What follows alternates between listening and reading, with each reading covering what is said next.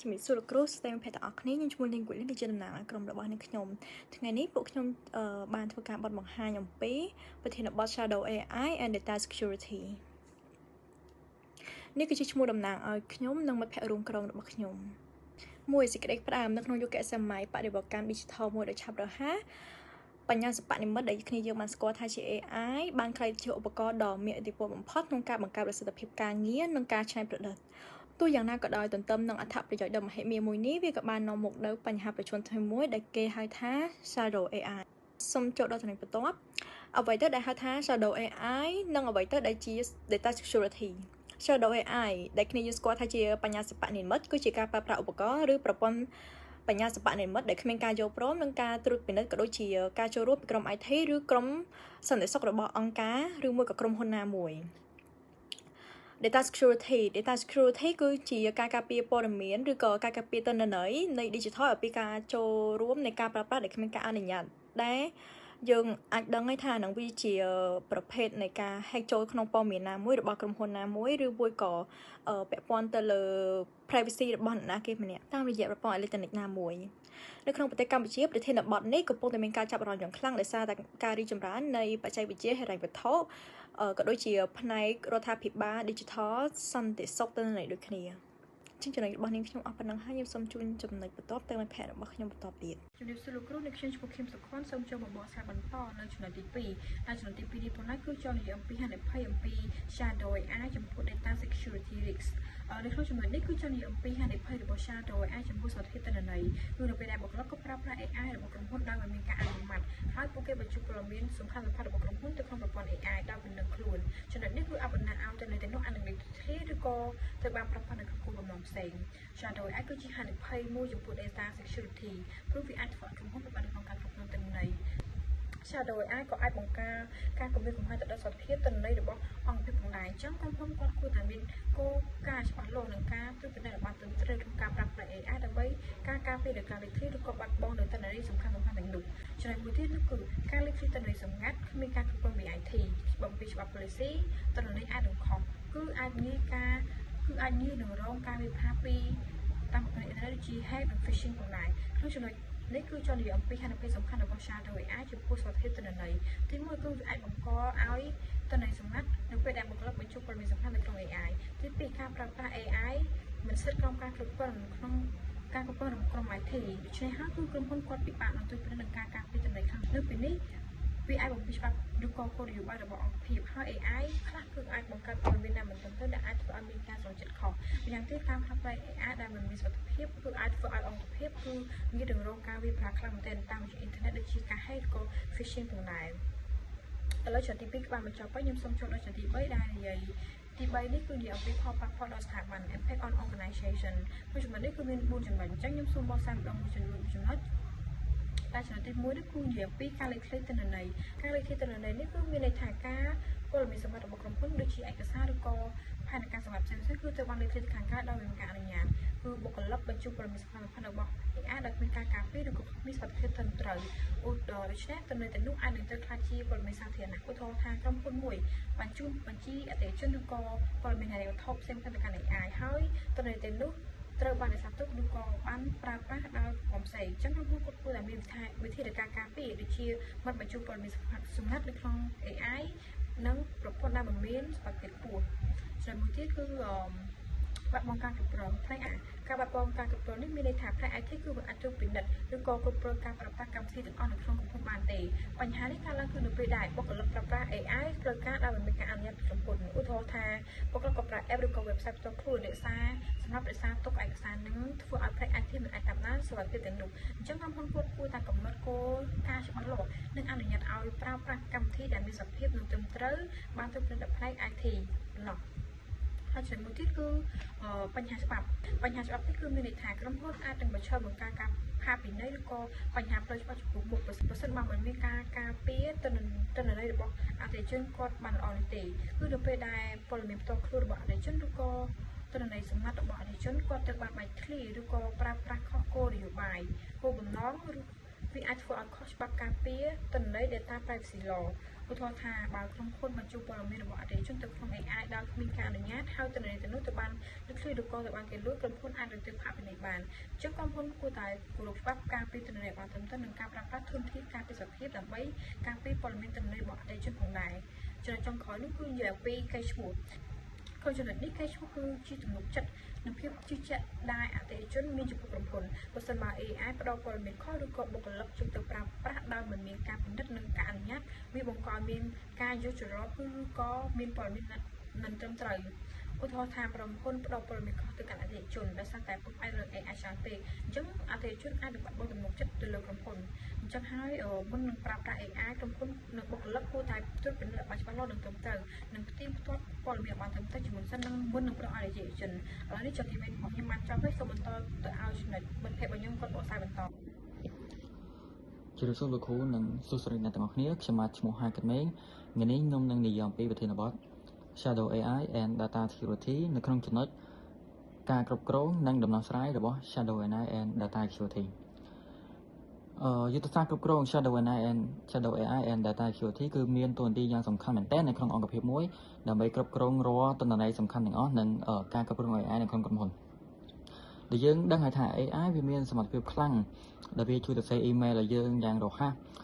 សង្ខេបរបាយការណ៍ផ្សេងៗទៅសេកូដដោះស្រាយលំហាត់ឆ្លើយរាល់សំណួរផ្សេងៗហ្នឹងតាមប្រហែលវិនាទីដែលវាអាចចេញចម្លើយយើងហើយប៉ុន្តែបើសិននៅក្នុងក្រុមហ៊ុនយើងបុគ្គលិកយក AI ពីខាងក្រៅមកប្រើប្រាស់ដែលយើងមិនស្គាល់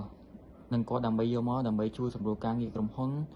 នឹងមិនមានការអនុញ្ញាតពីក្រុមហ៊ុនឬក៏មិនមានការអនុញ្ញាតពី IT ឬផ្នែកសន្តិសុខបច្ចេកវិទ្យាផ្សេងៗនោះទេអាហ្នឹងហើយដែលហៅថា Shadow AI ដូច្នេះបើយើងសម័យមើលមានបុគ្គលិកម្នាក់គាត់ចង់ឲ្យការងាររបស់គាត់ទៅដោយរលូនទៅដោយការមានប្រសិទ្ធភាពអីចឹងគាត់ក៏បាន copy paste ទិន្នន័យរបស់ក្រុមហ៊ុនរបស់យើងឬក៏ព័ត៌មានសម្ងាត់របស់អតិថិជនរបស់យើងហ្នឹងត្រាក់ក្នុង AI ដែលវា free ឬក៏អត់គិតថ្លៃដែលយើងហៅថាវាមានគុណភាពនោះអ្វីដែលយើងអត់ដឹងគឺទិន្នន័យដែលគាត់បានដាក់នៅក្នុង AI ហ្នឹងវាបានបញ្ចូលទៅរក្សាទុកឬក៏យើងហៅថា AI វា share ព័ត៌មានរបស់យើងហ្នឹងដើម្បីយកទៅប្រើប្រាស់ផ្សេងៗហើយយើងអត់ដឹងថាវាប្រើប្រាស់ដើម្បីដោយសារយើងអត់ដឹងអីចឹងណាហើយរឿងតែហ្នឹងគឺវាបង្កើតឲ្យមានបញ្ហាចំនួន3ចំណុចទី1គឺយើងហៅថា data leaking ឬក៏ការលេចធ្លាយព័ត៌មានទិន្នន័យហ្នឹងដែល data leaking ហ្នឹងគឺវា leaking របស់ទិន្នន័យកម្មសិទ្ធិបញ្ញារបស់ក្រុមហ៊ុនរបស់យើងហើយចំណុចទី2គឺការរំលោភបំពានលើច្បាប់ការពារទិន្នន័យចំណុចទី3គឺការបាត់បង់ការគ្រប់គ្រងព្រោះយើងដឹងហើយទិន្នន័យរបស់ក្រុមហ៊ុនរបស់យើងហ្នឹងគឺអត់ដឹងទៅលើ server ណាខ្លះព្រោះយើង upload ចូលទៅ AI ហ្នឹងគឺវាបលែងព័ត៌មានទិន្នន័យរបស់សម្ងាត់របស់យើងហ្នឹងទៅផ្សេងអស់លីងហើយបើយើងជួបបញ្ហាហ្នឹងគឺយើងដោះស្រាយជាមួយបញ្ហាដែលយើងមើលមិនឃើញឡើយរបៀបណាបើសិនជាយើងមិនបានដឹងមិនបានឮនឹងនៅតែមានយុទ្ធសាស្ត្រដើម្បីគ្រប់គ្រងវាចំណុចទី1ដែលយើងត្រូវគ្រប់គ្រងវាគឺយើងត្រូវតែមានគោលការណ៍ណែនាំច្បាស់លាស់ហើយយើងត្រូវតែបង្កើតច្បាប់រួមមួយដើម្បីប្រាប់បុគ្គលិកឲ្យច្បាស់លាស់ថាទិន្នន័យប្រភេទណាដែលយើងអាចប្រើប្រាស់ជាមួយ AI បាននិងទិន្នន័យប្រភេទណាដែលយើងមិនអាចប្រើប្រាស់ជាមួយ AI បានដែលវាចាក់ឆ្ងាយពីប្រព័ន្ធសុវត្ថិភាពក្រុមហ៊ុនរបស់យើងហ្នឹងហើយចំណុចទី2គឺការស្វែងរកនិងការតាមដានយើងមិនអាចការពារអ្វីដែលយើងមិនអាចមើលឃើញទេដូច្នេះការយើងប្រើប្រាស់ឧបករណ៍ការពារលេចធ្លាយទិន្នន័យដូចជា DLP ឬ CASB ក្រុមហ៊ុនការងារសន្តិសុខបច្ចេកវិទ្យារបស់យើងហ្នឹងគឺនឹងអាចដឹងថា AI ណាខ្លះដែលក្រុមហ៊ុនប្រព័ន្ធរបស់យើងហ្នឹងកំពុងតែប្រើប្រាស់ឬក៏ AI ណាខ្លះដែលបុគ្គលិកយើងកំពុងតែប្រើប្រាស់ហ្នឹងយើងអាចទប់ស្កាត់វាទាន់ពេលវេលាដើម្បីកុំឲ្យវាបញ្ចូលទិន្នន័យរបស់យើងហ្នឹងទៅណាផ្សេងអញ្ចឹងទៅហើយចំណុចមួយទៀតដែលយើងអាចប្រើប្រាស់បានគឺគេហៅថា Approach Enterprise Alternative ដែលយើងអាចទទួលស្គាល់ថាយើងមិនអាចបិទទប់ស្កាត់ទាំងអស់ហ្មងដោយសារបុគ្គលិកយើងនៅតែអាចលួចប្រើប្រាស់បាននៅលើទូរស័ព្ទដៃរបស់ខ្លួនបើសិនជាយើងបិទឲ្យគាត់មិនអាចប្រើប្រាស់លើកុំព្យូទ័ររបស់គាត់ដោយសារគាត់ទាមទារឲ្យចង់ឲ្យថាគាត់ចង់បានឲ្យការងាររបស់គាត់ទៅដោយរលូនទៅដោយភាពល្អឥតខ្ចោះគាត់នៅតែអាចប្រើប្រាស់ AI នៅក្នុងទូរស័ព្ទរបស់គាត់អញ្ចឹងបើសិនជាយើងបិទប្លុកទាំងអស់នៅក្នុងកុំព្យូទ័ររបស់ក្រុមហ៊ុនអញ្ចឹងដូច្នេះអាហ្នឹងដែលហៅថា Approach Enterprise Alternative ដែលខ្ញុំប្រាប់មិញហ្នឹងដូច្នេះយើងត្រូវផ្ដល់ឧបករណ៍ AI កម្រិតសាជីវកម្មដែលហៅថា Enterprise Grade AI ដូចជា ChatGPT Enterprise ឬក៏ Microsoft Copilot ដែលមានកិច្ចសន្យាការពារទិន្នន័យរបស់យើងច្បាស់លាស់ធានាថាទិន្នន័យរបស់យើងហ្នឹងគឺមិនត្រូវបានយកទៅខាងក្រៅ server ណាផ្សេងដើម្បីមាន Shadow AI ទាំងអស់ហ្នឹងហើយចំណុចមួយទៀតដែលយើងអាចទប់ស្កាត់ឬក៏ដំណោះស្រាយគឺ គឺយើងត្រូវការអប់រំនិងបណ្ដុះបណ្ដាលបុគ្គលិករបស់យើងជាប្រចាំមកដូចជាបុគ្គលិកយើងភាគច្រើនក៏មានបំណងចង់ឲ្យទិន្នន័យរបស់យើងទិន្នន័យរបស់អតិថិជនរបស់ក្រុមហ៊ុនសម្ងាត់ហ្នឹងបែកគ្នាខាងក្រៅឯងពួកគាត់តែចង់បានប្រសិទ្ធភាពការងាររបស់គាត់ដែលយើងដែលមេដាក់ឲ្យផ្សេងៗអញ្ចឹងទៅដូច្នេះសរុបមកវិញចំពោះខ្ញុំគិតថាដំណោះស្រាយចំពោះ Shadow AI និង Data Security ហ្នឹងយើងមិនមែនជាការបិទគប់បិទប្លុកបិទបុគ្គលិកយើងមិនឲ្យប្រើប្រាស់ទាំងស្រុងឯងដែលយើងកំណត់ព្រំដែនច្បាស់លាស់ទៅថាយើងផ្ដល់ឧបករណ៍ណាខ្លះដែលមានសុវត្ថិភាពទៅដល់បុគ្គលិកយើងប្រើបុគ្គលិកឲ្យប្រើ AI ណាខ្លះទៅដែលយើងមានការអនុញ្ញាតពីក្រុមហ៊ុនឬក៏អនុញ្ញាតពី IT របស់ក្រុមហ៊ុនសន្តិសុខបច្ចេកវិទ្យាផ្សេងៗហ្នឹងទៅហើយយើងចំណុចសំខាន់នៅតែមានដែលយើងប្រាប់បុគ្គលិកឲ្យយើងទាញយកផលប្រយោជន៍ពី AI មកប្រើប្រាស់មិនមែនជាការប្រើប្រាស់ AI វិញទេដោយសារយើងអាចទាញយកផលប្រយោជន៍ពី AI មកយើងអាចផលិតជាការងារផ្សេងៗដែលវាទូលំទូលាយ AI ឥឡូវដោយសារបច្ចេកវិទ្យាវានៅតែខ្លាំងចឹងទៅយើងអាចទាញយកផលប្រយោជន៍ពី AI ដែលមិនបាច់លះបង់សុវត្ថិភាពរបស់ក្រុមហ៊ុនមិនបាច់លះបង់ទិន្នន័យសម្ងាត់របស់ក្រុមហ៊ុនផ្សេងៗទេដូច្នេះនៅតែលើកទឹកចិត្តឲ្យបុគ្គលិកទាំងអស់គ្នាប្រើប្រាស់ AI ដោយប្រុងប្រយ័ត្ននិងប្រើប្រាស់ AI ដោយមានការទទួលខុសត្រូវជាដើមអរគុណលោកគ្រូនិងអរគុណអ្នកទាំងអស់គ្នាចូលមកដល់ចំណុចរបស់ខ្ញុំវិញគឺចំណុច6ដែលនិយាយពីអនាគតនៃ Shadow AI និងសារសុខទិន្នន័យ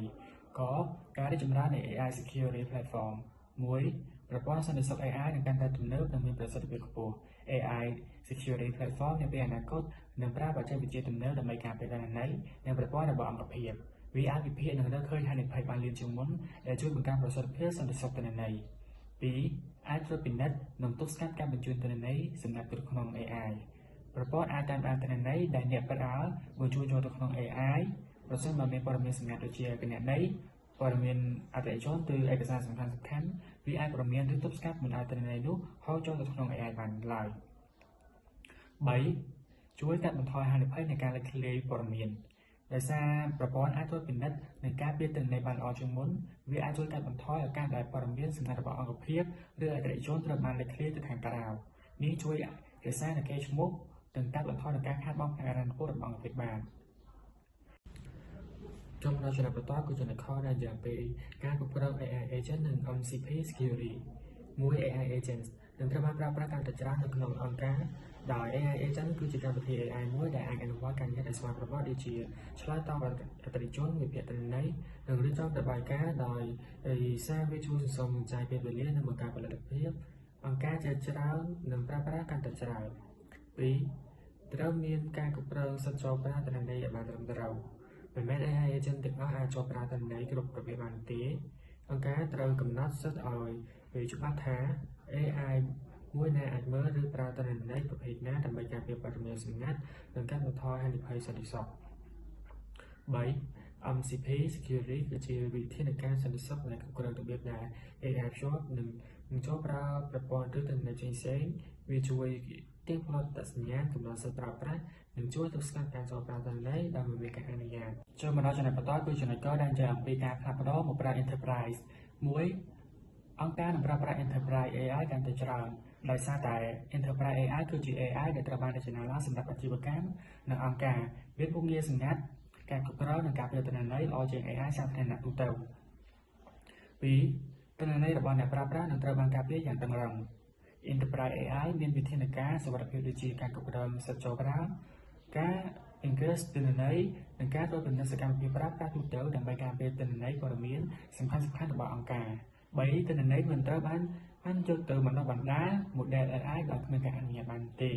អង្គការអាចគ្រប់គ្រងបានថាទិន្នន័យរបស់ខ្លួនត្រូវបានប្រើប្រាស់យ៉ាងដូចនេះជាទូទៅទិន្នន័យសម្ងាត់របស់អង្គការមិនត្រូវបានយកទៅបណ្ដុះបណ្ដាលជា model AI ទេលុះត្រាតែមានការអនុញ្ញាតយ៉ាងច្បាស់លាស់ពីម្ចាស់ទិន្នន័យនេះហើយវាអាចជួយបង្កើននូវភាពឯកជននិងកាត់បន្ថយហានិភ័យនៃការលេចធ្លាយទិន្នន័យផ្សេងៗចូលមកដល់ចំណុចចុងក្រោយវិញគឺសេចក្តីសន្និដ្ឋានដោយ Shadow AI ផ្ដល់នូវភាពងាយស្រួលនិងជួយបង្កើនប្រសិទ្ធភាពការងារប៉ុន្តែវាក៏ជួបនូវហានិភ័យចំពោះសន្តិសុខនិងឯកជនភាពទិន្នន័យផងដែរប្រសិនបើគ្មានការគ្រប់គ្រងត្រឹមត្រូវអាចនាំឲ្យមានភាព